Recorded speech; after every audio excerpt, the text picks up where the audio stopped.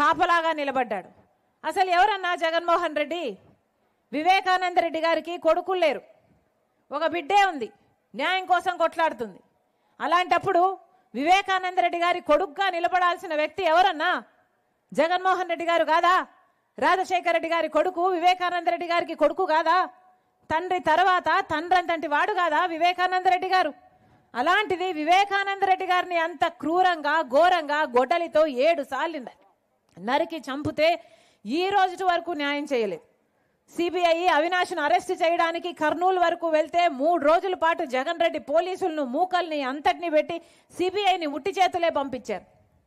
ఈ రోజు వరకు జగన్మోహన్ రెడ్డి గారు సమాధానం చెప్తున్నారా అన్న? వివేకానంద రెడ్డి గారి గొడ్డలితో నరికితే ఆ మెదడు బయటకు వచ్చింది, ఆ ఎముకలు బయటకు వచ్చాయి, ఇల్లంతా రక్తమైందే. మరి అంత భయంకరంగా వివేకానంద రెడ్డి గారిని చంపితే సాక్షి ఛానల్ మాత్రం హార్ట్ అటాక్ అని ఎందుకు చెప్పిందో ఈ రోజు వరకు జగన్మోహన్ రెడ్డి గారు కానీ సాక్షి టీవీని నడిపే భారతమ్మ గాని సమాధానం చెప్పలేదు. ఈ రోజు వరకు కూడా వివేకానంద రెడ్డి గారి చనిపోయినప్పుడు సిబిఐ ఎంక్వైరీ కోరిన జగన్మోహన్ రెడ్డి గారు ఇప్పుడు ఎందుకు వద్దంటున్నారో, తర్వాత ఎందుకు వద్దన్నారో ఈ రోజు వరకు సమాధానం చెప్పలేదు.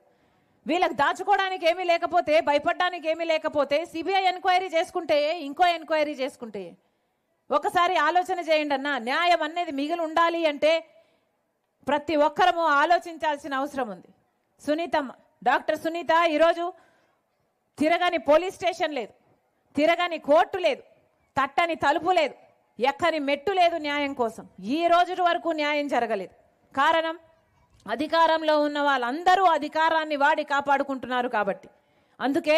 అందుకే ప్రజా తీర్పు కోసము, ప్రజా కోర్టుకు వచ్చారు రాజశేఖర రెడ్డి బిడ్డ, వివేకానంద రెడ్డి బిడ్డ.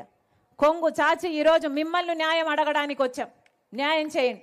ఒక పక్క రాజశేఖర రెడ్డి బిడ్డ నిలబడింది, ఇంకో పక్క రాజశేఖర రెడ్డి గారు తమ్ముడు వివేకానంద రెడ్డి గారిని హత్య చేయించారు అని సిబిఐ చెప్తున్న అవినాష్ రెడ్డి నిలబడ్డాడు.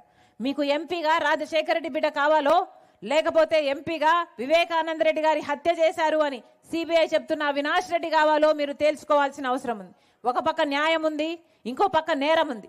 ఒక పక్క ధర్మం ఉంది, ఇంకో పక్క డబ్బు అధికారం ఉంది. మీవేవైపు అన్నా? అమ్మా మీరు వేవైపు ఆలోచించాల్సిన అవసరం ఉందన్న. ఆలోచన చేసి ఓటు వేయండి. రాజశేఖర రెడ్డి బిడ్డ అయితే మీకు మాటిస్తుందన్నా.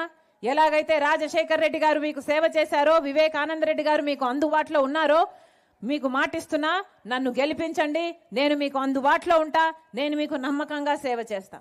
మరొక్కసారి ఇదే రాజశేఖర రెడ్డి బిడ్డ అన్న అందరికీ గుర్తు చేస్తుంది. ఇదే జగన్మోహన్ రెడ్డి గారి కోసం 3200 కిలోమీటర్లు పాదయాత్ర చేసింది రాజశేఖర రెడ్డి బిడ్డ. ఆ రోజు జగన్మోహన్ రెడ్డి గారు జైల్లో ఉండాలని, ఆయన రాజకీయ భవిష్యత్తు కోసం, ఆయన వైసీపీ పార్టీ కోసం నా బిడ్డలను సైతం పక్కన పెట్టి పాదయాత్ర చేసింది రాజశేఖర రెడ్డి బిడ్డ. కానీ ఇదే రాజశేఖర రెడ్డి బిడ్డ ఈ రోజు ఎదురు నిలబడింది జగన్మోహన్ రెడ్డి గారికి. ఎందుకంటే అన్యాయం జరుగుతుంది కాబట్టి, ఈ అన్యాయాన్ని ఎదిరించాల్సిన అవసరం ఉంది కాబట్టి, అన్యాయం జరుగుతుంది కాబట్టి రాజశేఖర రెడ్డి బిడ్డ కళ్ళు మూసుకొని ఉండలేకపోయింది కాబట్టి. అందుకే మీ అందరూ రాజశేఖర రెడ్డి బిడ్డ పక్షాన ఉంటారని, న్యాయం పక్షాన ఉంటారని, రాజశేఖర రెడ్డి గారికి, వివేకానంద రెడ్డి గారికి మనశ్శాంతి కలిగిస్తారని, రాజశేఖర రెడ్డి గారి బిడ్డను గెలిపిస్తారని ప్రతి అన్నను, ప్రతి తమ్ముని, ప్రతి అక్కను, ప్రతి చెల్లిని మీ రాజశేఖర రెడ్డి బిడ్డ శిరస్సు వంచి చేతులు జోడించి మనస్ఫూర్తిగా ప్రార్థిస్తుంది. జోహార్ వైఎస్ఆర్, జోహార్ వైఎస్ఆర్, జోహార్ వైఎస్ఆర్. హస్తం గుర్తుకే, హస్తం గుర్తుకే, హస్తం గుర్తుకే అన్నా. హస్తం గుర్తు రాజశేఖర రెడ్డి గారి గుర్తన్న. మరొకసారి హస్తం గుర్తన్న. అమ్మా చెయ్యి గుర్తు మర్చిపోకండి తల్లి.